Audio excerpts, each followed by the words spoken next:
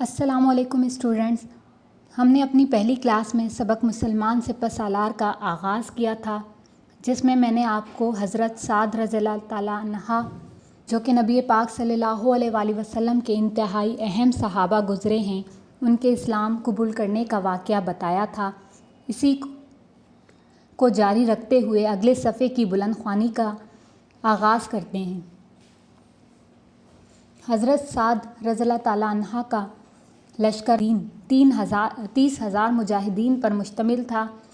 حضرت سعد رضی اللہ تعالیٰ عنہ نے لشکر کی تقسیم کی اور ہر ایک حصے پر جدا جدا افسر مقرر کر دیا۔ اس لشکر میں غزوہ بدر اور بیعت رضوان میں شامل 1000 صحابہ بھی تھے۔ حضرت سعد رضی اللہ تعالیٰ عنہ کے فرمان کے مطابق انہوں نے قادسیہ میں قیام کیا۔ یہ کوفہ سے 35 میل دور ایک چھوٹا سا شہر تھا۔ مورچوں کے سامنے عجم کی زمین اور پشت پر عرب کے پہاڑ تھے تاکہ فتح ہو تو آگے بڑھیں، دوسری صورت میں پہاڑوں میں پناہ لے سکیں۔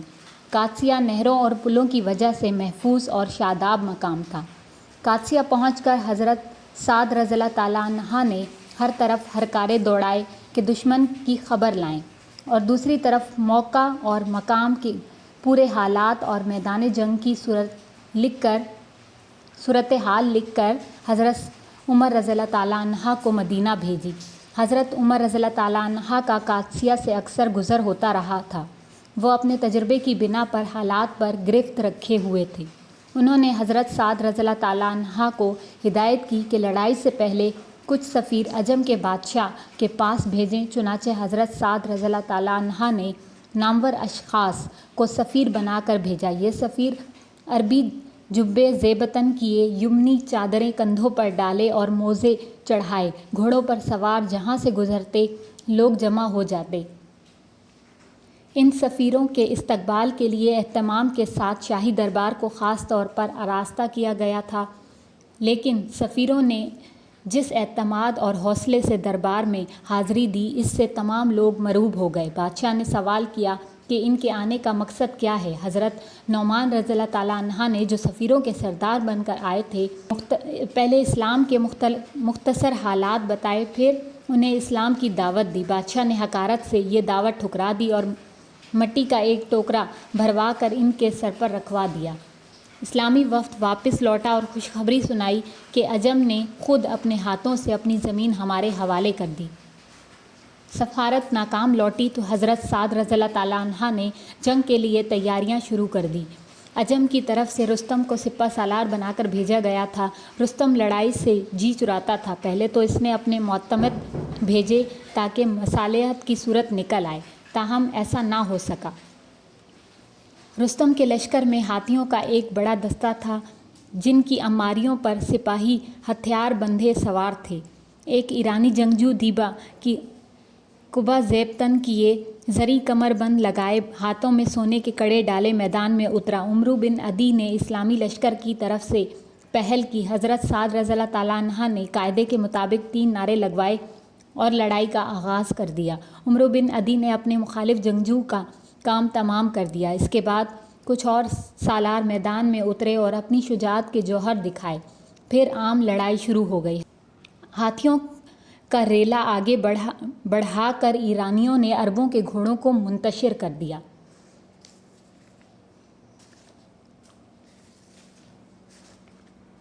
یہاں بتایا جا رہا ہے کہ حضرت عمر رضی اللہ تعالیٰ عنہ نے ایک بہترین حکمت عملی کے ذریعے حضرت سعد رضی اللہ تعالیٰ عنہ کی رہنمائی فرمائی، جس میں قادسیہ کے مقام پر لشکر کا پڑاؤ ڈالا گیا۔ اب اگلے مرحلے میں حضرت سعد رضی اللہ تعالیٰ عنہ نے اپنے سفیر عجم کے بادشاہ کے پاس بھیجے، جن کا پہناوا ہی ان کی پہچان تھا۔ جب وہ دربار میں داخل ہوئے تو ان کا اعتماد اور حوصلہ دیکھ کر تمام لوگ بہت متاثر ہوئے۔ جب بادشاہ نے ان کے آنے کا مقصد دریافت کیا تو حضرت نعمان، جو سفیروں کے سردار تھے، بڑے پراعتماد انداز میں سلام کیا اور انہیں اسلام کے حالات سے واقف کیا اور اسلام قبول کرنے کی پیشکش کی، لیکن بادشاہ نے اس کو رد کرتے ہوئے جوابی کارروائی میں ان کے سر پر مٹی کا ٹوکرا رکھوا دیا۔ جب یہ وفد واپس آیا تو اس بات کو اپنے حق میں تصور کر کے خوشی منانے لگا۔ وفد کی ناکامی پر حضرت سعد رضی اللہ تعالیٰ عنہ نے جنگ کی تیاری شروع کر دی۔ عجم کے بادشاہ نے جنگی تیاریاں تیز ہوتی دیکھ رستم کو سپہ سالار مقرر کیا۔ رستم نے پہلے بات چیت سے حل نکالنے کی کوشش کی، کیونکہ رستم کے پاس بھی ایک بڑی فوج اور زبردست جنگی ساز و سامان موجود تھا، لیکن چونکہ دین کے معاملے میں مسلمانوں کے لیے پیچھے ہٹنا ممکن نہ تھا، اس لیے عمرو بن عدی نامی جنگجو نے نعرے لگا کر پہل کی۔ جب عام لڑائی شروع ہوئی تو اجمی ہاتھیوں کا ایک بڑا ریلا آگے بڑھا کر عربوں کے گھوڑوں کو منتشر کر دیا گیا۔ پیدل فوج ثابت قدمی سے لڑی، لیکن ہاتھیوں کے ریلے میں ان کے پاؤں بھی اکھڑ جاتے تھے۔ حضرت سعد رضی اللہ تعالیٰ عنہ نے دیکھا کہ ہاتھی جس طرف رخ کرتے ہیں دل کا دل چھٹ جاتا ہے۔ انہوں نے ساتھیوں سے مشورہ کیا کہ اس بالائے سیاہ کا کیا حل نکالا جائے۔ ان کے مشورے کے بعد 2 اقدام کیے گئے۔ اسلامی لشکروں کے اونٹوں کو سرمئی برقعے ڈال کر دوڑایا گیا اور ایرانیوں کے گھوڑے سوار دستے میں انتشار پیدا کر دیا گیا اور 2 بڑے سردار ہاتھیوں پر حملہ کر کے ان کی سونڈیں کاٹ دی گئیں اور ان کی آنکھوں کو بیکار کر دیا گیا۔ یہ ہاتھی زخمی ہو کر واپس بھاگے تو تمام ہاتھی ان کے پیچھے ہو لیے۔ اس طرح یہ خطرہ ٹل گیا۔ اس کے بعد بہادروں کو جم کر لڑنے کا موقع ملا۔ ان کے نعروں کی گرج سے زمین دہل پڑتی تھی۔ مسلمانوں کی فوج عالم جوش میں گھوڑوں پر سے کود پڑی، تیر کمان پھینک کر تلواریں سونت کر سیلاب کی طرح بڑھی اور عین رستم کے تخت پر جا پہنچی۔ رستم نے یہ بے جگری دیکھی تو تخت سے کود پڑا اور مقابلہ کیا، لیکن پھر زخموں سے چور ہو کر بھاگا۔ ہلال بن علقمہ نامی سپاہی نے اس کا تعاقب کیا اور اپنی تلوار سے اس کا کام تمام کر دیا۔ پھر رستم کے تخت پر چڑھ گیا اور پکارا، میں نے رستم کا خاتمہ کر دیا۔ ایرانیوں نے تخت سپہ سالار سے خالی پایا تو ان میں بددلی پھیل گئی۔ ساری فوج تتر بتر ہو گئی۔ حضرت سعد رضی اللہ تعالیٰ عنہ نے حضرت عمر رضی اللہ تعالیٰ عنہ کو فتح نامہ لکھا، پھر علاقے کے امن و امان کی طرف متوجہ ہوئے۔ انہوں نے ان لوگوں کو معاف کر دیا جو گھر چھوڑ کر بھاگ گئے تھے، رعایا کے ساتھ عمدہ برتاؤ کیا اور ملک میں امن و امان قائم کر دیا۔ حضرت سعد رضی اللہ تعالیٰ عنہ نے 55 ہجری میں انتقال فرمایا اور وصیت کے مطابق انہیں مدینہ منورہ میں دفن کیا گیا۔ یہاں حضرت سعد رضی اللہ تعالیٰ عنہ نے جب یہ ماجرا دیکھا تو ساتھیوں سے مشورہ کر کے ایک نیا اقدام کیا، جس میں اسلامی لشکر کے اونٹوں کو سرمئی برقعے ڈال کر دوڑایا گیا، جس سے اجمی یعنی ایرانیوں کے لشکر میں انتشار پیدا ہو گیا۔ 2 بڑے سردار ہاتھیوں کی سونڈیں کاٹ دی گئیں اور ان کی آنکھیں بیکار کر دی گئیں۔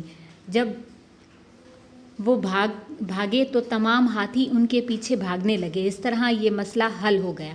اس کے بعد دونوں طرف سے خوب مقابلہ ہوا اور آخر کار فتح مسلمانوں کو نصیب ہوئی۔ حضرت سعد رضی اللہ تعالیٰ عنہ نے حضرت عمر رضی اللہ تعالیٰ عنہ کو اس فتح سے واقف کیا اور اس علاقے میں امن و امان کا قیام کیا۔ اس طرح اسلام کو فروغ ملا۔ اب آپ اس سبق کو اچھی طرح پڑھ لیں اور اس سبق کی مشق اور سوالات حل کر لیں۔ انشاءاللہ میں آپ کو اگلا سبق اگلی کلاس میں پڑھاؤں گی۔ اللہ حافظ۔